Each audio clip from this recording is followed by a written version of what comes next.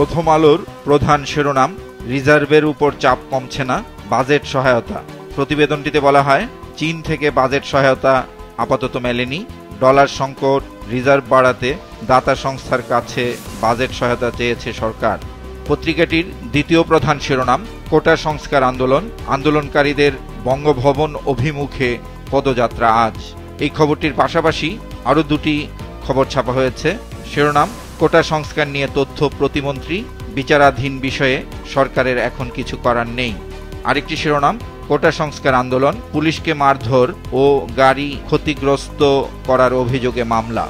প্রথম আলোর প্রথম পৃষ্ঠার দ্বিতীয় ভাঁজে বাজার পরিস্থিতি নিয়ে প্রকাশিত খবরের শিরোনাম, কাঁচা মরিচের কেজি 350 থেকে 400 টাকা।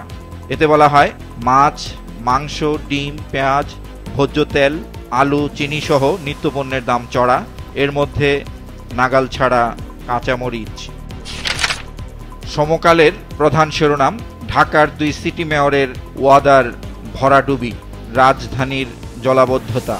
বিশেষ এই প্রতিবেদনটিতে বলা হয়, 3 বছরে খরচ হয়েছে 1000 কোটি টাকারও বেশি। বিশেষজ্ঞের উদ্ধৃতি দিয়ে প্রতিবেদনটিতে বলা হয়, জলাবদ্ধতা হবে না বলে 2 মেয়র মিথ্যা প্রতিশ্রুতি দিয়ে যাচ্ছেন।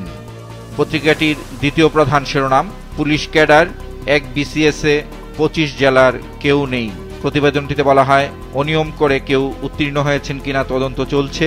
40, 41 ও 43তম বিসিএসে 7 জেলার নেই একজনও। যুগান্তরের প্রধান শিরোনাম, কোটা আন্দোলনে নতুন বাঁক, অবরোধ নয়, আজ পদযাত্রা ও রাষ্ট্রপতির কাছে স্মারকলিপি। এতে বলা হয়, কঠোর হচ্ছে সরকার ও আইন শৃঙ্খলা বাহিনী, সরকারি কাজে বাধা ও গাড়ি ভাঙচুরে পুলিশের মামলা, প্রত্যাহারে আলটিমেটাম শিক্ষার্থীদের। পত্রিকাটির দ্বিতীয় প্রধান শিরোনাম, প্রশ্ন ফাঁস 46তম বিসিএস প্রিলিমিনারি পরীক্ষার, প্রার্থী প্রতি সর্বোচ্চ 2 লাখ টাকা।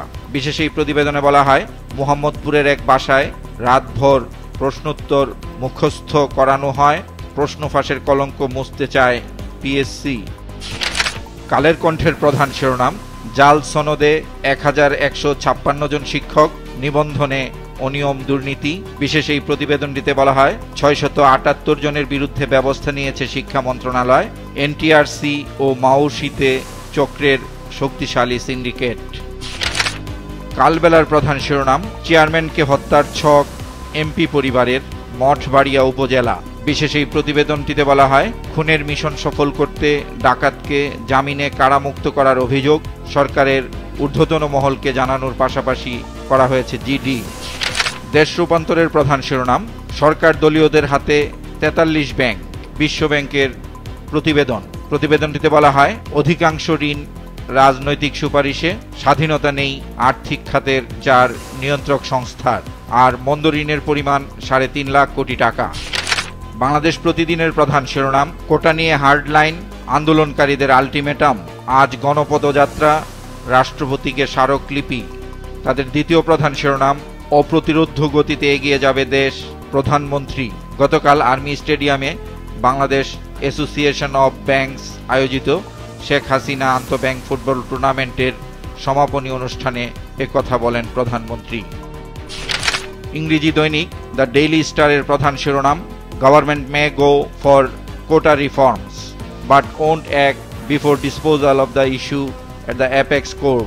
প্রতিবেদনটিতে বলা হয়, সরকারি চাকরিতে কোটা পদ্ধতিতে সরকার সংস্কার আনতে পারে, তবে উচ্চ আদালতের সিদ্ধান্তের আগে এ বিষয়ে কিছু করা যাচ্ছে না।